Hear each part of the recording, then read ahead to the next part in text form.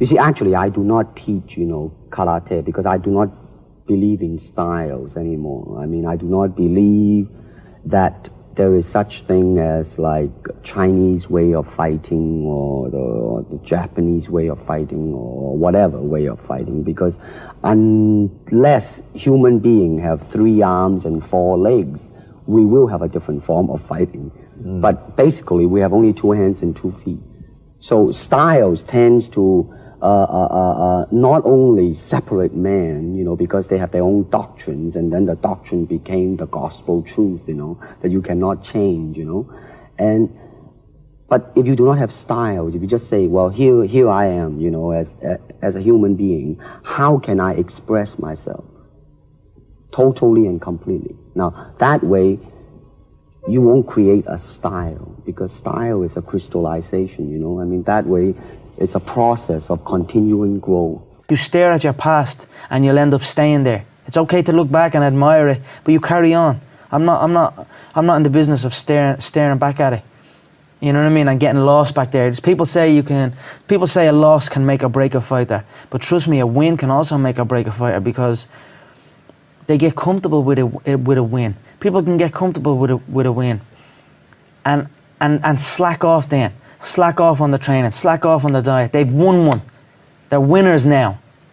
That's not me, You sleep on a win and you'll wake up with a loss. So I just carry on, keep doing what I'm doing, and that's why this turnaround is so good for me. Vegas straight away. The Fighting Irish head to the fighting capital. It's perfect. Continue on this path. The freight train straight to the top.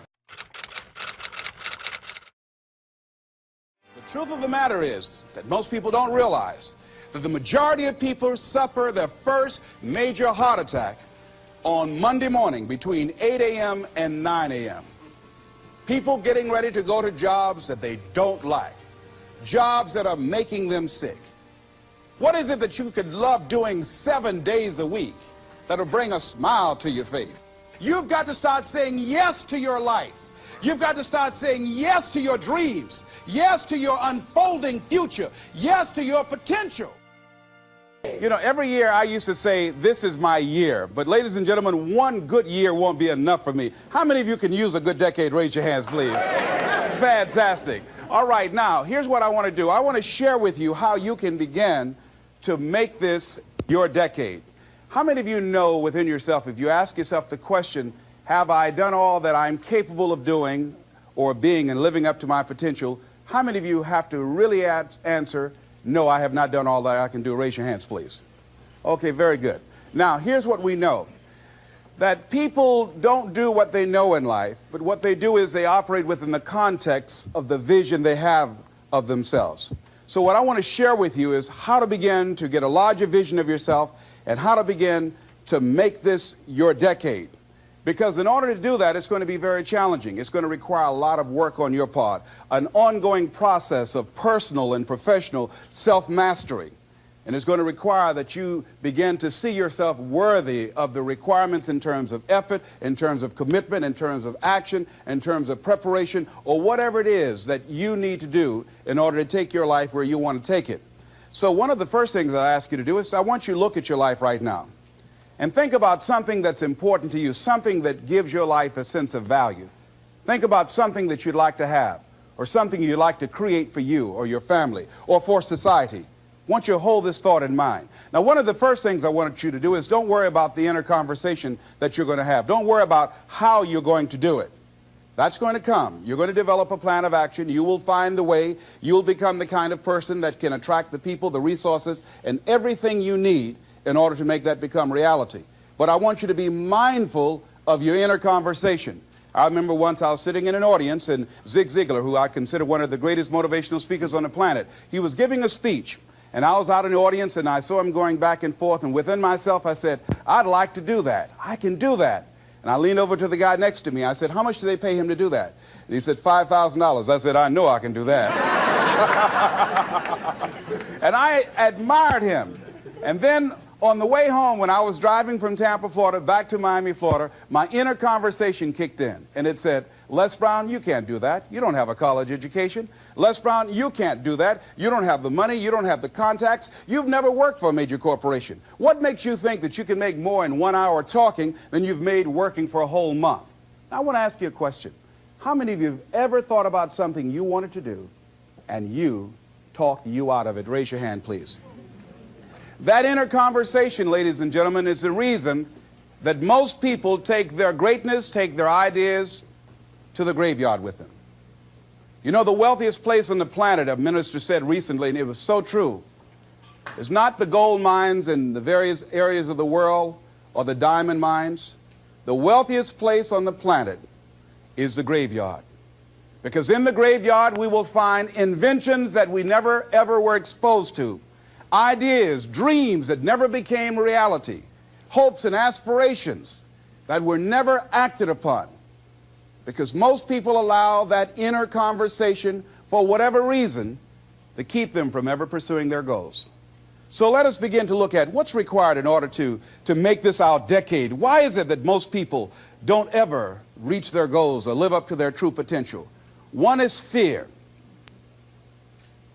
And there are only two kinds of fears that we're born with: the fear of falling and the fear of a loud sound.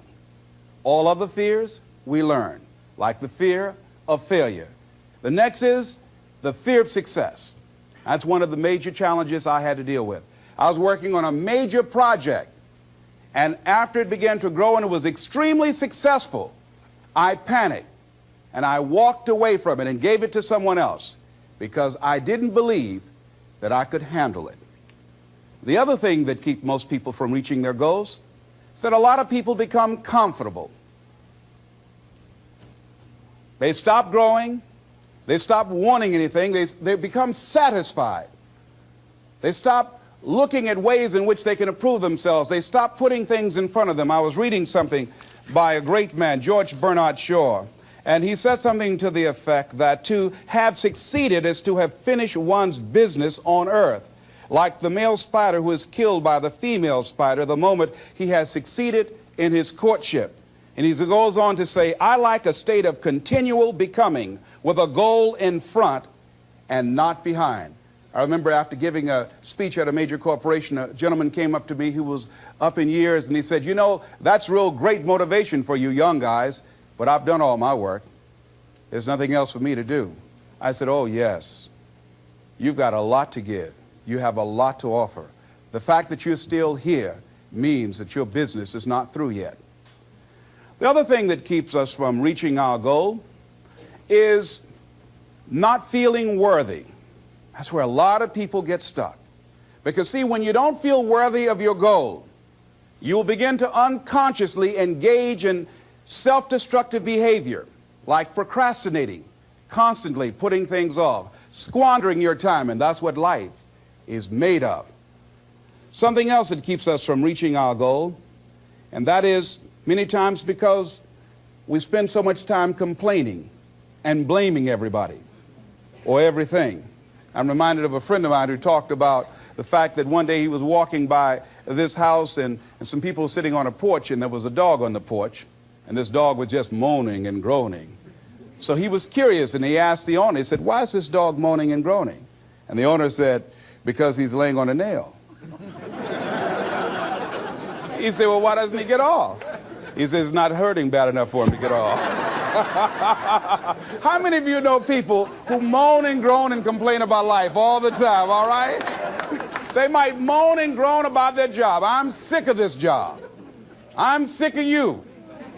And they just moan and groan and complain all the time and never do anything about it. They haven't got to the point where they're sick and tired of being sick and tired. They just have enough energy to complain about it, and they consider that, in fact, they believe that that's equivalent to doing something about it, just complaining. No, that can't get you where you want to go. That cannot create your reality for you. The other thing that keeps most people from realizing their true greatness and their true potential, circumstances, their environment. There are many people who believe because of where they're born, because of the area where they are in life and where they find themselves, that's all they know. Given my circumstances, ladies and gentlemen, I shouldn't be doing what I'm doing right now. See, I know something about you, even not knowing you, that you've got greatness within you. You have the ability to do things that you can't even begin to imagine. You have talents and skills in you that you haven't even begun to reach for yet. No one could have convinced me, given my circumstances, given my background, that I would be doing what I'm doing right now. I was born in Liberty City on a floor on 62nd Street, my twin brother and me. When we were 6 weeks of age, we were adopted. When I was in 5th grade, I was identified as EMR, labeled educable mentally retarded, and put back from the 5th grade into the 4th grade, and stayed in that category until I got out of high school. I have no college training, but here's what happened. I had an intervention in my life. A man who saw something in me at a time that I did not see something in myself. I never forget being in his class one day waiting on a friend of mine who was there to rehearse for a play. He did not show up, and he asked me to go up to the board and write something on the board. And I said, "I can't do that, sir." He said, "Why not?" I said, "Well, I'm in a special education class." He said, "What do you mean?" I said, "Go up to the board and write what I'm about to tell you." I said, "I can't do that, sir." "Why not?" "I'm educable mentally retarded." And he came from behind his desk. He said, "Don't ever say that again. Someone's opinion of you does not have to become your reality." And that changed my life. It was Oliver Wendell Holmes who said that once a person's mind is expanded with an idea or a concept, it can never be satisfied to going back to where it was. So some of you are going to experience a breakthrough. Some of you are going to go back and look at your dreams and brush them off. Some of you are going to begin to look at yourself and say, "Hey, look here, I know I have not done all that I can do." Whatever goal that you have in mind, I want that to be a goal that will challenge you, something that will make you stretch. It was Osborne who said, unless you attempt to do something beyond that which you've already mastered, you will never grow. What is it that you looked at some point in time and you decided that you couldn't do it, that you talked yourself out of it? Whatever it is, bring it back out there. How are you going to do it? That will come to you in due time. So you don't get in life what you want, ladies and gentlemen. You get in life what you are, not what you want. And see, the good news is that we can always become more by working to develop ourselves. So the first process of making this your decade, you've got to begin to take a look at your life and look at where are you right now? What are your strengths? What are your weaknesses? What gives your life a sense of fulfillment, a sense of joy? What does a full, rich life means to you? What is it that you could love doing 7 days a week that'll bring a smile to your face? Think about that. In all the areas of your life, your professional life, your personal life, your family life, your spiritual life, what is it that you'd like to have? Once you begin to determine that, that takes you to the next step. And that is, once you decide what it is that you want, now you've got to decide that you deserve that. Repeat after me, please. I deserve the best that life has to offer. I deserve to find my purpose in life. Shake somebody's hand on your right and left and say, find your purpose.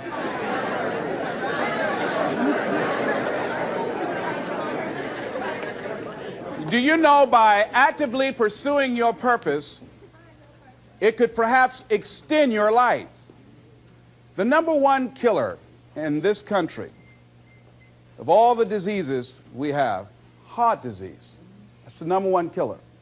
And if you ask most people, when is it that the majority of people have their first major heart attack? Some people will tell you as a result of obesity, or smoking cigarettes, or high cholesterol, or high blood pressure. And all of those are contributing factors. However, the truth of the matter is that most people don't realize that the majority of people suffer their first major heart attack on Monday morning between 8 a.m. and 9 a.m. People getting ready to go to jobs that they don't like, jobs that are making them sick. You see, when you're not pursuing your goal, you are literally committing spiritual suicide. When you have some goal out here that you're stretching for and reaching for that takes you out of your comfort zone, you'll find out some talents and abilities you have that you didn't know you have.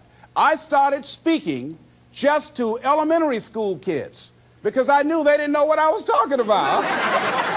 And they gave me all kind of standing ovation. We like you, yeah. Then I graduated up to junior high school, and then to senior high school, and then to various community groups and church groups and civic associations, and then to colleges and to businesses. Now I'm traveling across the country and then traveling nationally and internationally. But I never would have discovered what I'm able to do right now if I wasn't willing to take a chance. And you've got to be willing to do that. You've got to believe in yourself. I was doing work for a major corporation, and they were having a major downsizing. Just another terminology for major firings. And so the people that were working there, they approached them and said, listen, you are eligible for early retirement. We will give you a buyout package of $300,000 if you take it within this time frame. However, after this time frame, when we have the downsizing, you might be among the people cut, and you will lose all of the benefits that we're talking about right now, and the most you can get is 2 weeks severance pay. Ladies and gentlemen, only 50% of the people that were eligible took this. Let me tell you something. If I'd been there, I'd have gone to ask for your check. Listen, Marvin told me to get his check. He's home with his mama. What?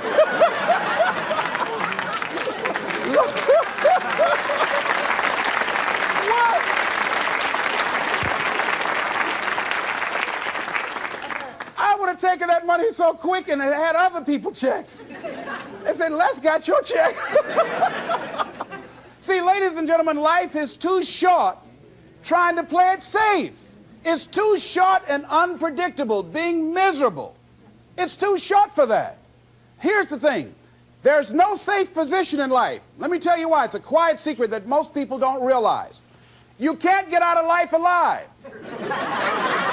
Hello, you can't get out of life alive. So there's no safe position. You can die in the bleachers or you can die on the field.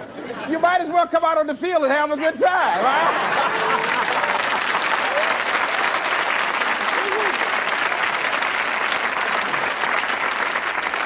So if you want to make this your decade, you've got to decide to be bold. See, you got to be bold in life. You got to take life on. I remember I was at a major corporation. I had to give a presentation, and there were two guys sitting across from me, and the guy said to the other fellow, looking at the last two finalists, and that involved my firm and their firm, said, listen, looking at the credentials, this guy doesn't have any credentials. We have an advantage here. We've got 2 PhDs between us. I got up and I went in the bathroom, started talking to myself. I said, Les Brown, what do you care about their 2 PhDs? You have 6 children and a mama to take care of. And I went in that meeting, and first of all, I went there walking bold, looking good, feeling good, and smelling good, all right?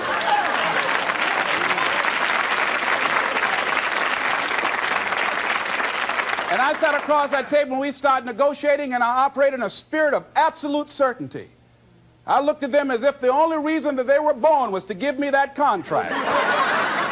They survived 1 out of 9 million sperms to carry out this transaction. And I got the contract. Hello.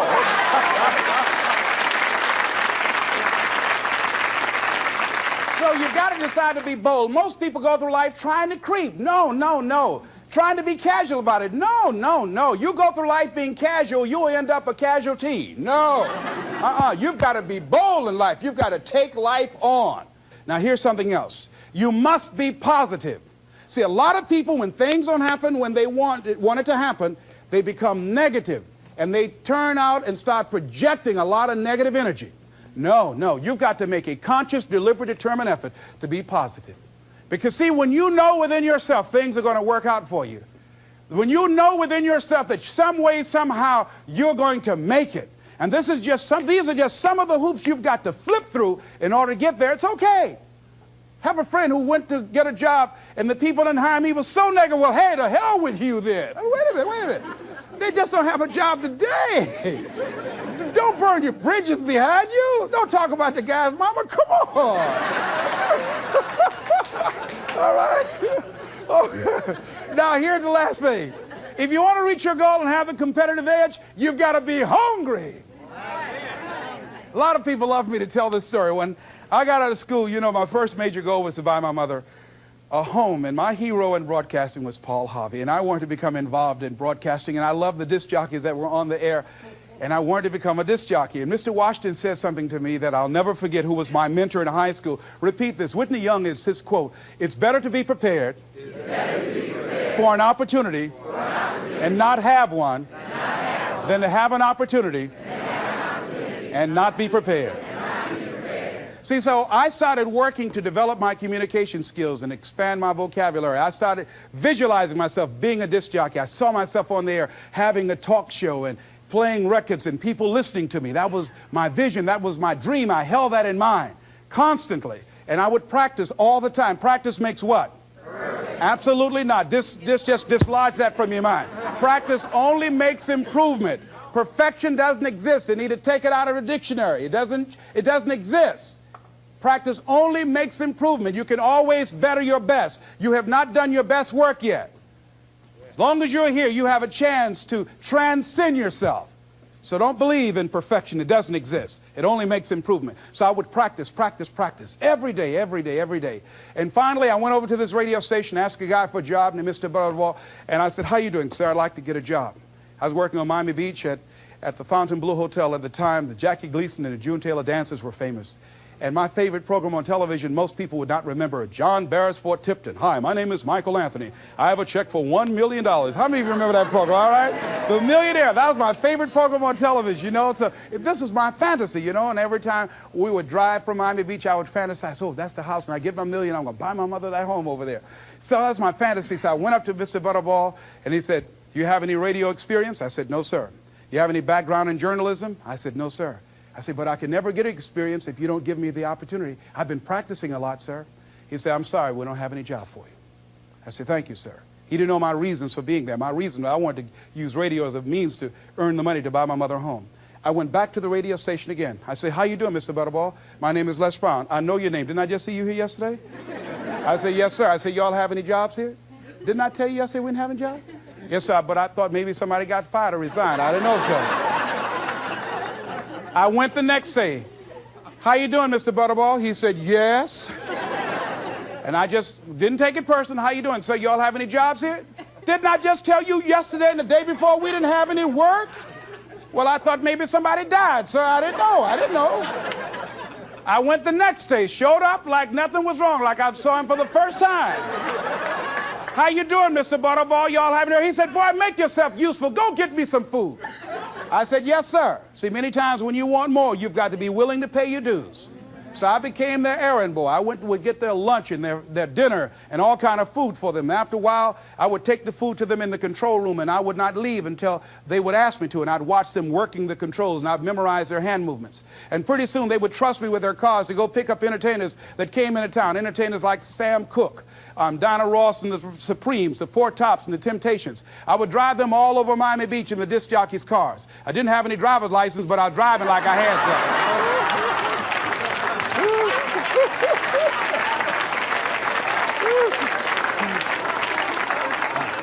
Finally, one day I was at the radio station, and a guy by the name of Rock was drinking while he was on the air. It was a Saturday afternoon. I was the only one there. None of the other jocks were available. And I was looking at him through the control room window, saying, "Drink, Rock, drink. Drink, Rock." I'd have gone to get him some more if he'd asked me to. Drink, Rock.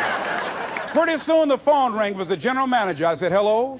He said, "Les, this is Mr. Klein." I said, "I know." He said, "Rock can't finish his program." I said, "I know." He said, "Would you call one of the other DJs to come in?" I said, "Yes, sir." I hung the phone up. I said, "Now he must think I'm crazy." I called my mom and my girlfriend Cassandra. I said, "Y'all come out on the front porch and turn up the radio. I'm about to come on the air."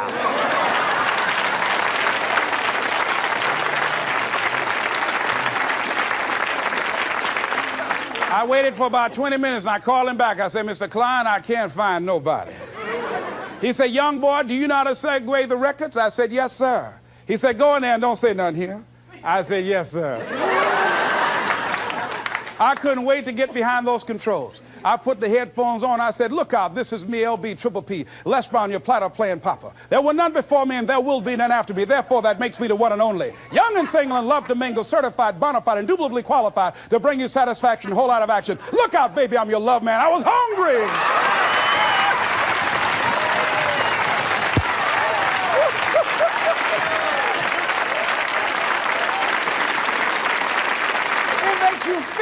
better when you are able to have charge of your destiny, doesn't it?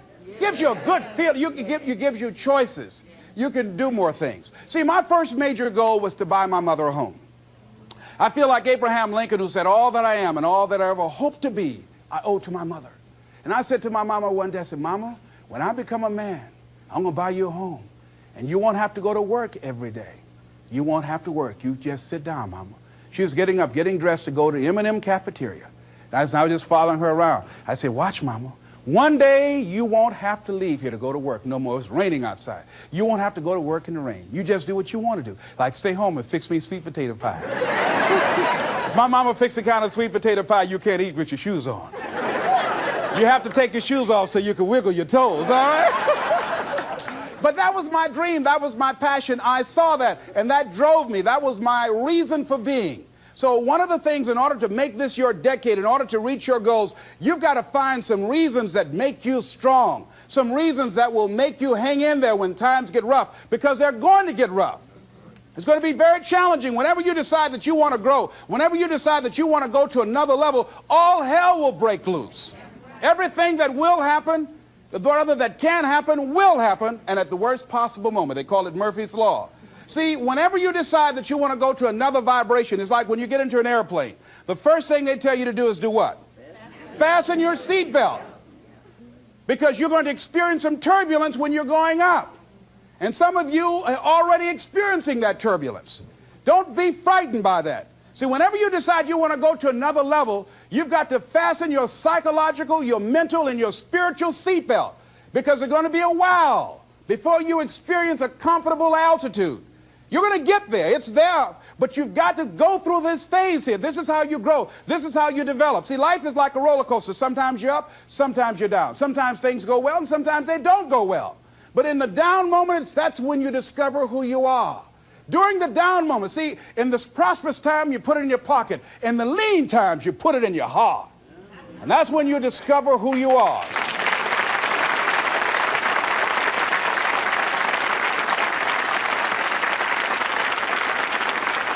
So find 5 reasons that empower you.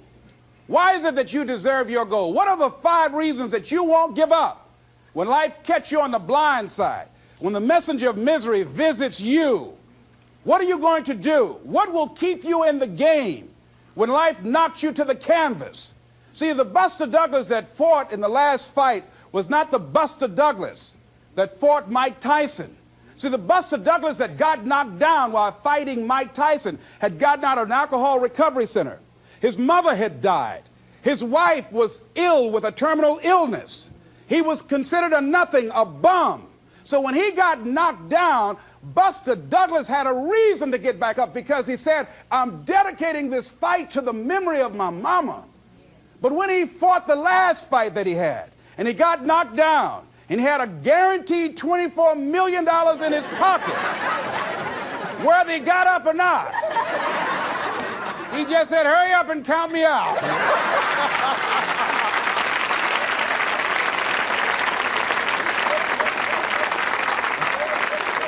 And I don't blame him. Why get hurt? He said, no, why'd you leave so soon? Somebody's about to get hurt, me. So you've got to have some reasons that when life knocks you down, and it's going to. Hello, it's going to knock you down. When people disappoint you, and that's going to happen. When they betray you, and that's going to happen. When they lie to you, and that's going to happen. When they say, oh, you can count on me, and they won't show up, and that's going to happen. When you want to throw in the towel and give up yourself, and that's going to happen. When life collapses on you and catch you on the blind side, it drop you to your knees and start choking you. You got a dream? No, I ain't got no dream. And that's going to happen. What reason can you remember that you can call on, that you can reach on, that can make you get back up? Find that reason. Because when life had knocked me down, I said, life, I'm doing this because I want to make my mama proud of me. I'm doing this because I want my children to have a better life than what I had. I'm doing this because all my life I've been told I'd be a loser, that I wouldn't make it. All my life I heard people say, maybe take them back to the welfare department. I'm doing this to make them a lie. I believe like Frank Sinatra, he said, the best revenge in life is massive success. I'm doing this so I can become massively successful. And with that kind of courage, with that kind of affirmation and reason to empower me, I got a saying that when life knocks you down, try and land on your back, because if you can look up, you can get up. All right?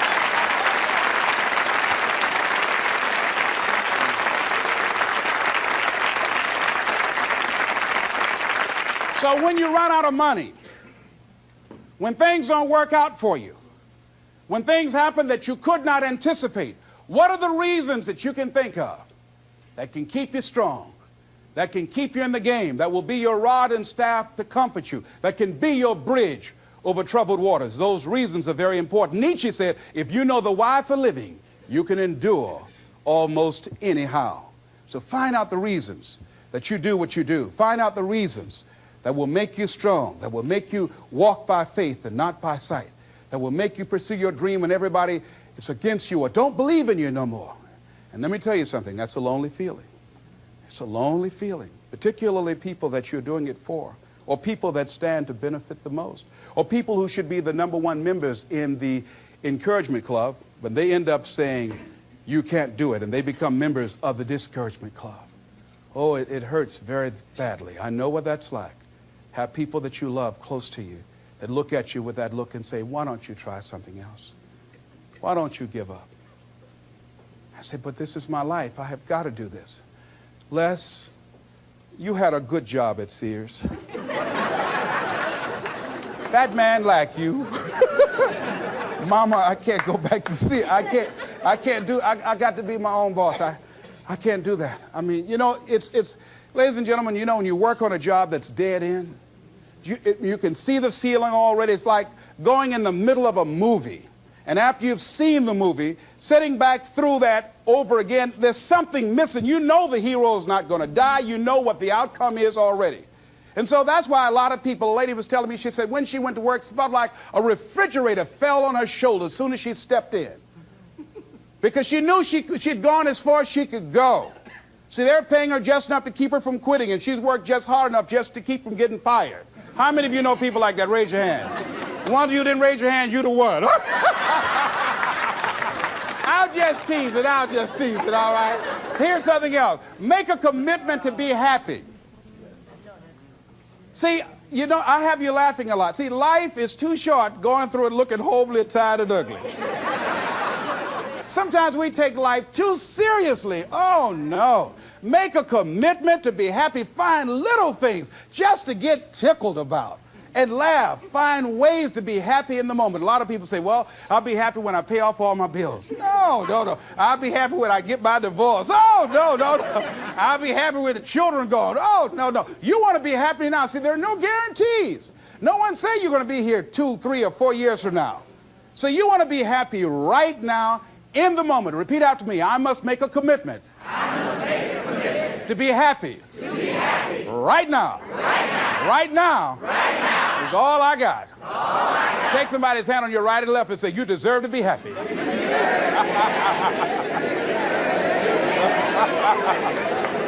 Make a commitment to be happy, because life now has new meaning for you. Just enjoying the sunset, or just looking at life, looking at nature, going for a walk. It's the little things in life that counts. Here's something else that you want to begin to do in order to make this your decade. You want to begin to get all the toxic people out of your life. Hello? Energy drainers, get them out of your life. See, ladies and gentlemen, it takes a lot of energy to reach your goal. It takes a lot of emotional, mental, and spiritual energy to reach your goal.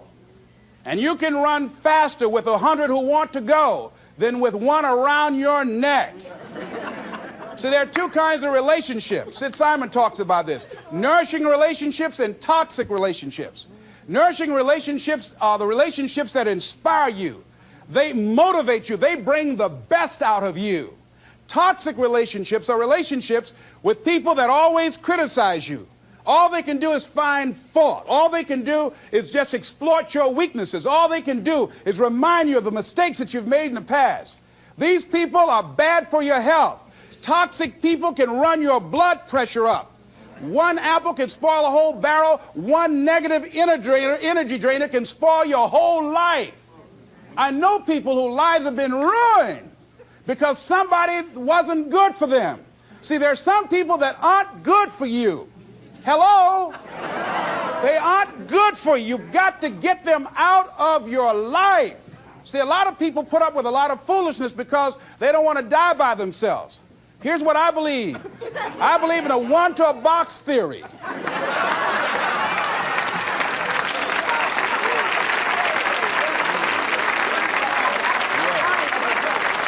Ask this question of yourself. Make a list of who you communicate with most and ask yourself the question, what kind of person am I becoming because of this relationship?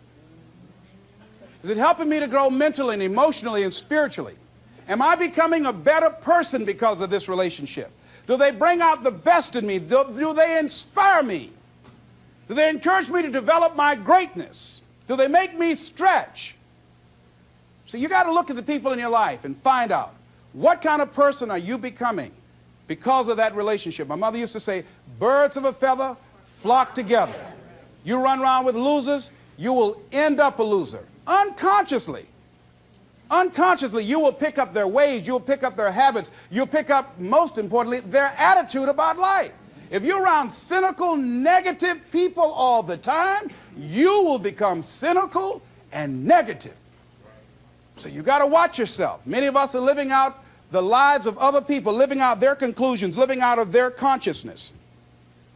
The other thing is that you begin to looking at your life and looking at what it is that you want to achieve. Another crucial thing that you must do is align yourself with powerful people. Align yourself with people that can encourage you, people that can empower you, people that you can learn from, people that you can grow from. That's very important. See, if you have people around you that can contribute to your growth. When I wanted to become a speaker, I joined the National Speakers Association. I wanted to be around the Dr. Norman Vincent Peales, the Zig Ziglars, the Dwayne Dyers. I wanted to be around people that were doing what I wanted to do. I wanted to learn from them. And you want to do that too. You want to align yourself with people who think like you, people who dream like you, people who want more out of life, people that are stretching and searching and seeking some higher ground in life, as opposed to the majority of people. Somebody said, always strive to get on top in life because it's the bottom that's overcrowded. And see, you don't want to be on the bottom. See, it's easy to be on the bottom. It doesn't take any effort to be a loser. It doesn't take any motivation, any drive in order to stay down there on a low level. But it calls on everything in you, ladies and gentlemen. You have to harness your will to say, I'm going to challenge myself. Sometimes I have to pull myself out of bed and say, come on, Les. Things I know I should do, I don't do. Things I shouldn't do, I do. I found that the biggest enemy you have to deal with is yourself. There's an old African proverb that says, if there's no enemy within, the enemy outside can do us no harm. So think about that.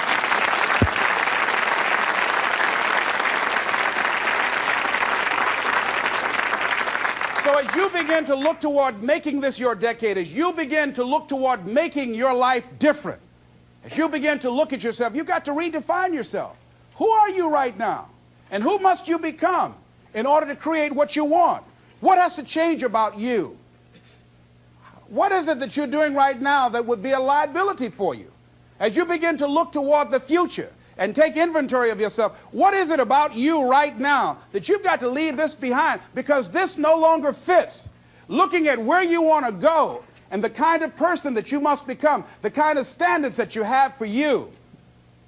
What is it that you must do differently? Repeat out to me, please.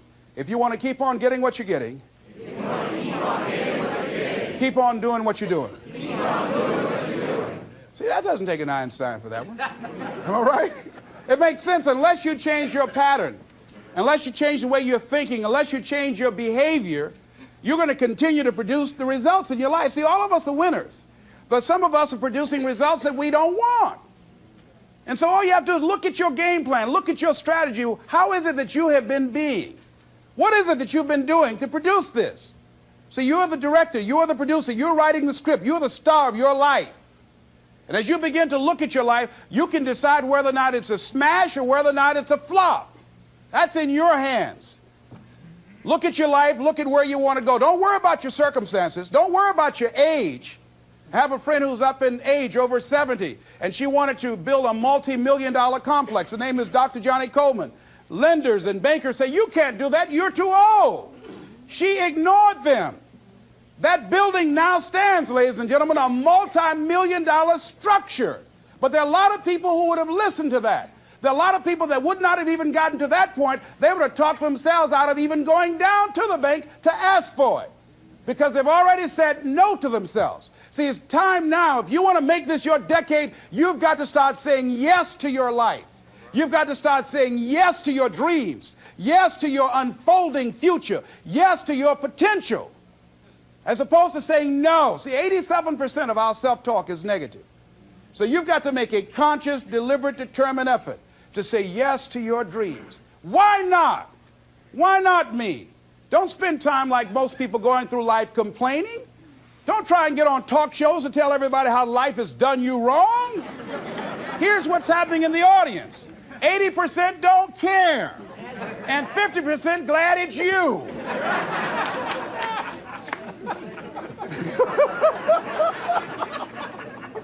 All right? So when you know that, you don't go around crying, oh, you know what they did to me? Who cares? Get away from me before they come back.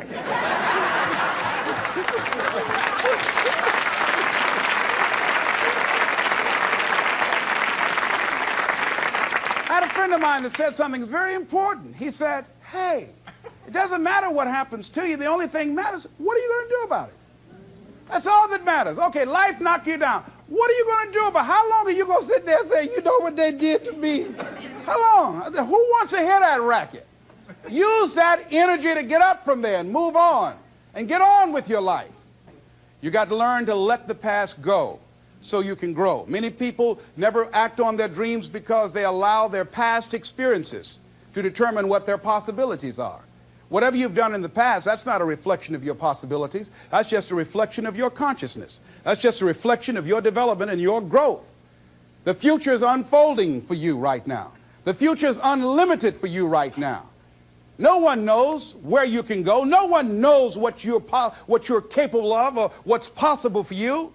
You don't even know that. I had no idea, ladies and gentlemen. No one could have convinced me that I was able to do this. I never forget, I was speaking in Detroit, and a high school friend of mine saw me afterwards, and he was backstage. He said, I can't believe it's the same person. And I thought for a moment, and I said, it's not. The person you know, he's gone. He doesn't live here anymore. We have the power to change our personal history, changing the direction of our lives, changing our thoughts, changing where we want to go, exploring new horizons. So as you begin to look at this decade and affirming that this is your decade, as you set goals that will make you stretch, that will bring out the best in you, as you begin to remove the negative, toxic people from your life, as you decide to take some chances in life, and that's one of the things that's very important. Viscard said, if you're not willing to risk, you cannot grow. And if you cannot grow, you cannot become your best. And if you cannot become your best, you cannot be happy. And if you can't be happy, then what else is there? I'll never forget when I reached my first major goal of buying my mother that home. I'll never forget what it was like, and you're going to have this experience when you reach some major goal. When I drove up to the house and I got out and I gave Mama the key, and I said, Mama, this is for you. I'll never forget the look on her face. She said, oh my God. No one could have convinced me when I adopted y'all that this would happen. She said, oh, thank you. She said, and you caused me so many damn problems.